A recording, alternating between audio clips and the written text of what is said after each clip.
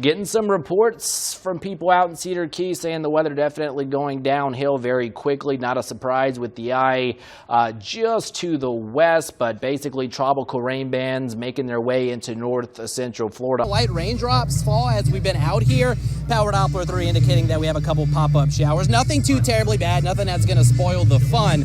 But we do have storm chances increasing a little bit later on tonight. Coastal impacts, 15 to 20 feet of storm surge, life-threatening, very dangerous. If you know someone that hasn't left yet, please encourage them to do so. No joking matter, folks. And then the angle of approach to the coast with this storm is concerning. You got to think, as the hurricane tracks to the Gulf, it's piling up, it's collecting that water, and as it nears the coast, it pushes all of that water on shore. There's still a warm layer just above the surface, so as that precip falls through it, it completely melts, but it's super cooled, so once it encounters those very cold temperatures near the ground, it refreezes on contact. When you're talking about 15 to 20 feet of storm surge, it's hard to put into perspective how large that is and how significant it is. So that's why we have been encouraging people to please heed the warnings from officials, evacuate the coast, flee the waters. Again, you can hide from the wind, but you can't run from the water. It's one of those where you go under, and if you'd open your eyes, all you see is green. Ew.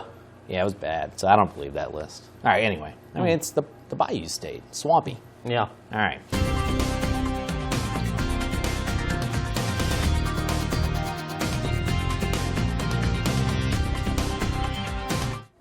Welcome back, North Central Florida on this Monday, the first official day of fall. The fall equinox getting here earlier this afternoon around 2:19, but obviously not feeling like fall across Florida. In fact, it's going to be feeling more like summer as we progress forward through this week and as we head on into the weekend. Although a cool front will start to approach the area by the end of the week. We'll detail that in just a second. But rather quiet conditions here locally. We'll still have the possibility of a couple isolated showers through this evening at around 20 to 30%. But, you know, realistically, any sort of widespread showers and storms remaining across the southern half of the peninsula, where honestly they have remained over the past couple of weeks, so damp conditions for them.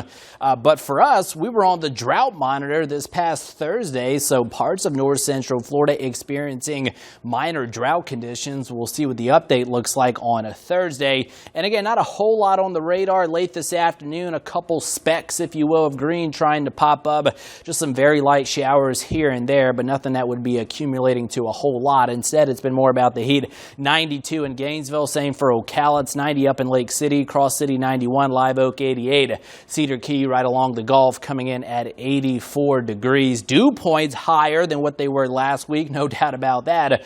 Upper 60s to lower 70s, so a touch more humid, and as a result, our feels like temperatures a little bit higher. So instead of the upper 80s and lower 90s, we're flirting with the upper 90s, close to 100 in spots for a feels like temperature today, especially across the interior of the peninsula. Winds pretty light and variable, not much higher than about 4 to 8 miles per hour. First thing tomorrow morning, we'll be in the upper 60s to lower 70s, so right where we should be for the time of year. And then for our Tuesday afternoon, we'll see those highs climbing into the lower, some cases mid 90s, partly cloudy skies. I don't think we'll see a few isolated showers and storms, especially during the afternoon, evening hours. We got rain chances at around 20 to 30%, but keep in mind, not everyone is going to get wet. But on the other side of that coin, any storms that are able to develop, not only tomorrow, but over the next couple of days, will have the likelihood of putting down some very heavy rainfall in a short period of time and frequent lightning. So just be on the lookout for that. Tropics, stay busy. We have Gabrielle, and wait till you see the satellite representation with that hurricane in just a second.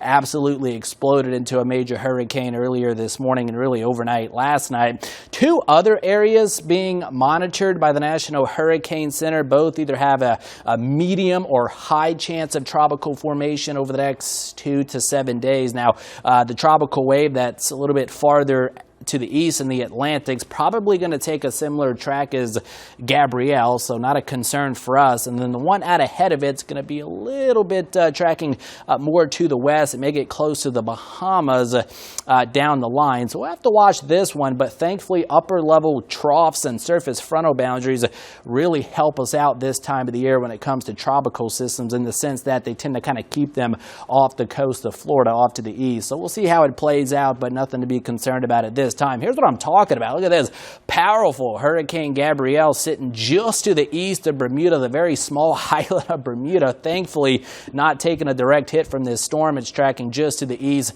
and eventually this will continue to track into the open waters of the North Atlantic, and that will be the end of Gabrielle.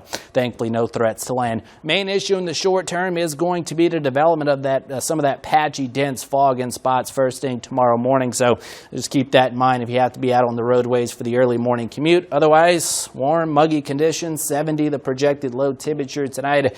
Rain chances hovering at around 20 to 30%, at least through the midweek period. It's going to be hot out there, not feeling like fall. We'll have highs in the mid-90s. Rain and storm chances a little bit higher, we hope, toward the end of the week, start of the weekend, as that frontal boundary kind of nears north central Florida.